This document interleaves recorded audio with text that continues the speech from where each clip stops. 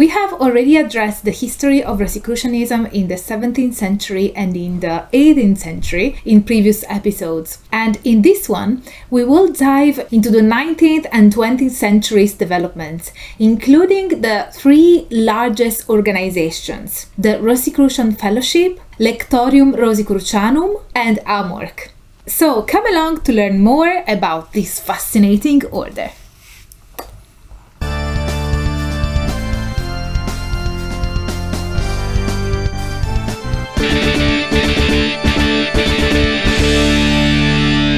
Hello everyone! I'm Dr. Angela Puca and welcome to my symposium. I'm a PhD and a university lecturer, and this is your online resource for the academic study of magic, paganism, shamanism, Rosicrucianism, and all things occult.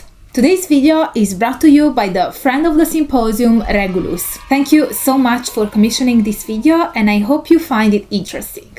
According to Massimo Introvigne, source of this video's content, there is no direct connection between 19th and 20th century Rosicrucian orders and their 17th century counterparts. I will therefore address Rosicrucian orders as autonomous organizations, excluding Rosicrucian degrees within Freemasonry. The oldest modern Masonic Rosicrucian order is the Societas Rosicruciana in Anglia, founded in London in 1865-1866 by Freemason Robert Wentworth Liddell. This society led then to the birth of two American ones, the Societas Rosicruciana in Civitatibus Federatis and the Societas Rosicruciana in America, both of which are still active. As I already mentioned in a past episode, the Societas Rosicruciana in Anglia also influenced the Hermetic Order of the Golden Dawn and later the Builders of Aditum, founded by Paul Foster Case.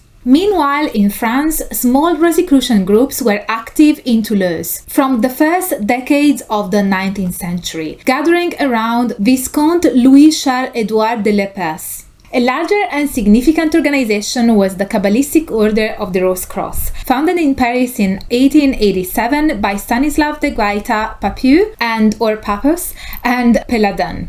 The latter, an eccentric poet and independent Roman Catholic, left the Kabbalistic Order in 1890 to create the Catholic Order of the Rosy Cross of Temple and Grail. The two orders were in a state of rivalry, a controversy that was noticed by the press and called the War of the Two Roses. Peladan's organization was neither popular nor influential, except for the fact that it inspired French literature, art, and music at the time.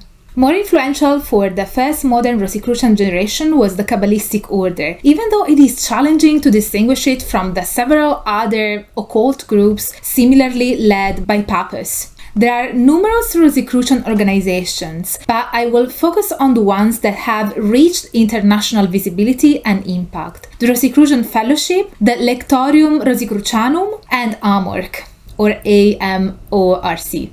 Karl Louis von Grasshoff was born in Denmark into a German aristocratic family. In his youth, he joined the Theosophical Society and in 1907 traveled to Germany, where he met Rudolf Steiner, who later founded Anthroposophy while at the time was leading the German Theosophical Society. As Introvigne explains, Grasshoff later claimed to have met a mysterious elder brother of the Rose Cross, who took him to a secret temple on the border between Germany and Bohemia. After his return to California, Grasshoff published in 1909 his Magnus Opum, the Rosicrucian Cosmoconception, under the pseudonym of Max Heinzel, and in 1910 he married a popular astrologer, Augusta Voss.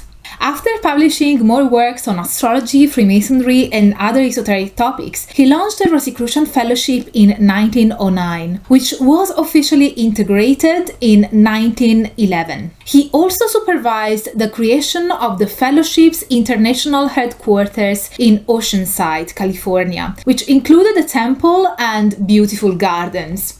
After Heinzel's passing in 1919, his wife Augusta fostered the Fellowship's expansion into several foreign countries, with a membership of thousands. Differently from the Rosicrucian organizations, the fellowship had a more religious inclination in its structure, which is made plain by the inclusion of rituals of weddings and funerals, as well as spiritual healing services.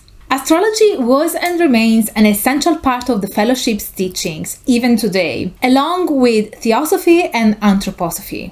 Indeed, we find here teachings pertaining to karma, the law of consequences, reincarnation, the law of rebirth, and beliefs in a succession of theosophical root races on Earth. The fellowship promotes vegetarianism and warns against the detrimental effects of tobacco, drugs, and alcohol that lead humans to forget their higher self. The Lectorium Rosicrucianum, or the International School of the Golden Rosicross, was founded by Jan Leene and his brother Sier Willem Leene, both leaders of the Rosicrucian Fellowship in the Netherlands. Even though the events that led to the Lectorium's foundation date back to August 24, 1924, it was only in 1935 that the Leens and Henny Stockheiser, who joined them in 1930, formally declared their independence from the fellowship and established a Rosicrucian society of their own.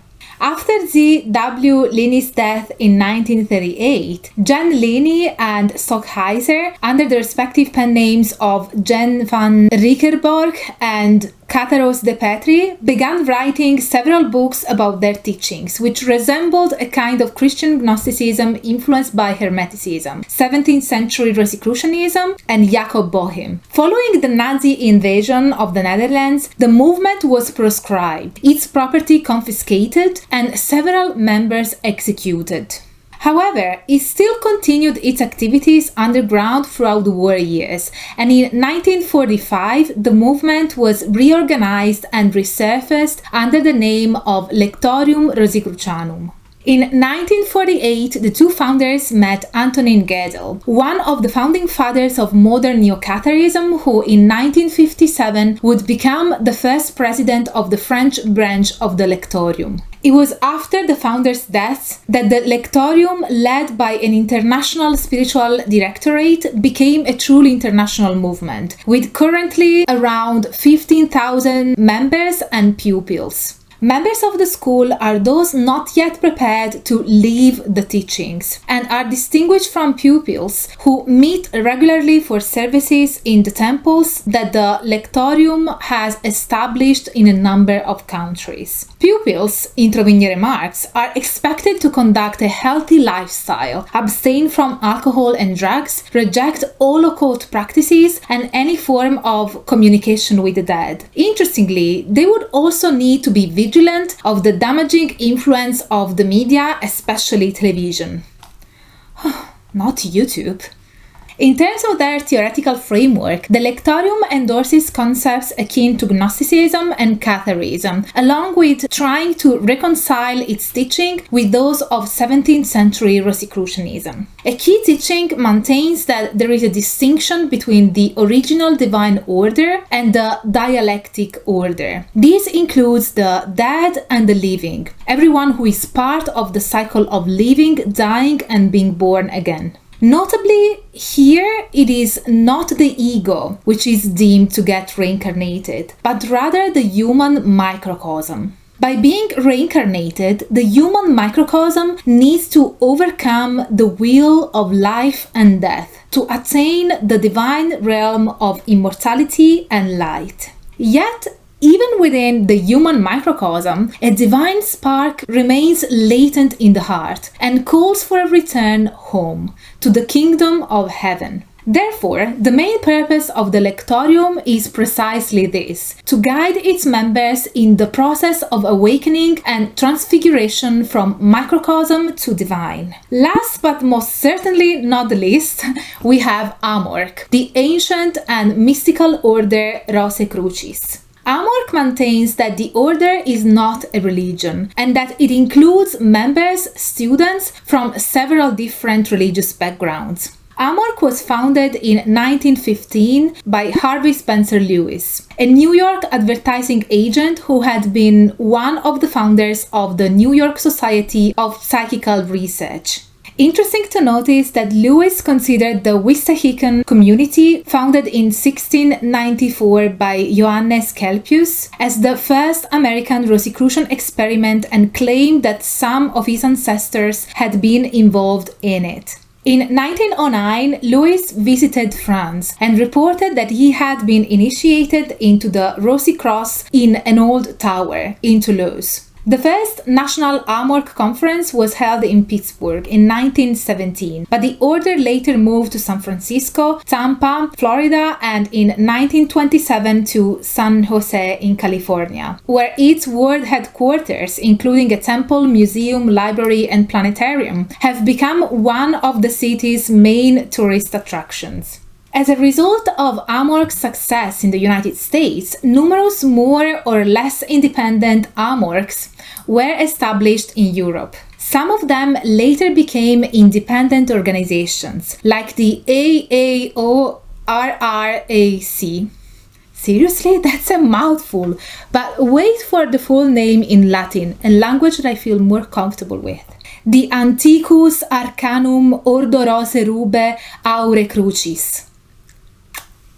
This order was led by Edward Manninger. Interesting to notice that Lewis, working along with Jean Gaston, managed to keep the large French-speaking branch within the main branch. After him, the leader or imperator of AMORC became his son, Ralph Maxwell Lewis. When Ralph died, Gary L. Stewart, despite being only 34 years old at the time, was elected imperator with the support of Raymond Bernard, the powerful leader of the French-speaking branch. Stewart found himself in conflict with the board of directors pretty soon, and in 1990 was replaced by Raymond Bernard's son, Christian. After the 1990 crisis, two of Stewart's supporters, Paul Walden and Ashley McFadden, established the ancient Rosicrucis, while Stewart himself founded a confraternity of the Rose Cross. The elder Bernard, in turn, disassociated himself from AMORC and founded a number of separate organizations, including CERCIS, the International Committee for Charitable and Social Works, now presented as the humanitarian branch of the Sovereign Order of the Temple of Initiation, a Neo-Templar organization Bernard had created while still a leader of AMORC. Introvigne deems fair to affirm that AMORC remains by far the largest international Rosicrucian organization, with hundreds of thousands of members. The figure of 6 million is often quoted and refers to the order's mailing list. Most AMORC members enroll in correspondence courses and follow the instructions included in the order's monographs. For the first 9 degrees, initiations may be self-conferred at home, although they may also be received in a temple. For the 10th, 11th, and 12th degrees, there are no initiations because the member at this stage is advanced enough to establish a direct contact with the occult hierarchy. Before entering the 9 degrees, each student goes through 5 introductory lessons and 3 atria as a neophyte, learning, among other things, concepts like the structure of matter, the power of thought, Rosicrucian healing treatments, as well as karma and reincarnation. Additional information about these and other esoteric themes is offered during the course of the 9 degrees process, usually completed in 5 or 6 years. Beyond the 9th degree, secret teachings include mystical techniques of concentration, meditation, visualization, and spiritual alchemy. AMORC teaches that, ideally, humans should reincarnate every 144 years, or live to the age of 144, then die and get reincarnated immediately. The student's main purpose is not to escape the cycle of reincarnation, but rather to be received into the Great Wide Brotherhood thanks to a cosmic initiation. AMORC claims to be the descendant of a tradition dating back to ancient Egypt and the pharaoh Thutmose III. They also assert that there are documents that confirm this claim and that they are stored in the San Jose archives. Other teachings of the order concern Jesus Christ, who is regarded as a member of the Essene Brotherhood. He did not die on the cross, but was saved from crucifixion and retired to a monastery on Mount Carmel. Additional teachings include astrology, occult anatomy, and the study of the esoteric meaning of numbers, sounds, and geometrical shapes. AMORC maintains a very visible presence thanks to its temples, publishing houses, and magazines in several countries. Beyond the three largest organizations, several dozens of smaller Rosicrucian bodies are also active throughout the world. One of the most influential is the Fraternitas Rosicruciana Antiqua, founded in the 1920s in Latin America by Arnoldo Krumheller, who was once an associate of Aleister Crowley. Krumheller managed to establish the largest Spanish-speaking Rosicrucian organization, with teachings sourced from Freemasonry, Theosophy, and several different systems of sex magic. These organizations split into a number of competing branches after Krumheller's death in 1949, none of them as large as the original organization had been before World War II. The influence of this organization and Krumheller relies in the role they played in the formation of the Gnostic movement and the Gnostic Church founded in the 1950s in Mexico. Even though it got divided into dozens of rival groups after the founder's death, the Gnostic movement founded by the Colombian esotericists still upholds teachings and features of Krumheller's FRA. If we combine the membership of its branches, they run into tens of thousands, and despite it not being purely Rosicrucian, this Gnostic movement, Introvigne argues, probably still needs to be included alongside the Rosicrucian Fellowship, AMORC, and the Lectorium Rosicrucianum among the largest international bodies still claiming a Rosicrucian heritage in the 21st century. This is it for today's video. Thank you again, Regulus, for reaching out and commissioning a video on this topic. And as for you, my kind viewer, if you like my content and want me to keep the academic fun going, please consider supporting my work with a one-off PayPal donation by joining memberships or my inner symposium on Patreon, where you will get access to our Discord server, monthly lectures, and lots of other perks depending on your chosen tier. Now I also have super thanks, so you can super thank me and support my project at the same time. And if you did like this video, don't forget to smash the like button, subscribe to the channel, activate the notification bell so that you will never miss a new upload from me. And as always, thanks for being here and stay tuned for all the academic fun. Bye for now.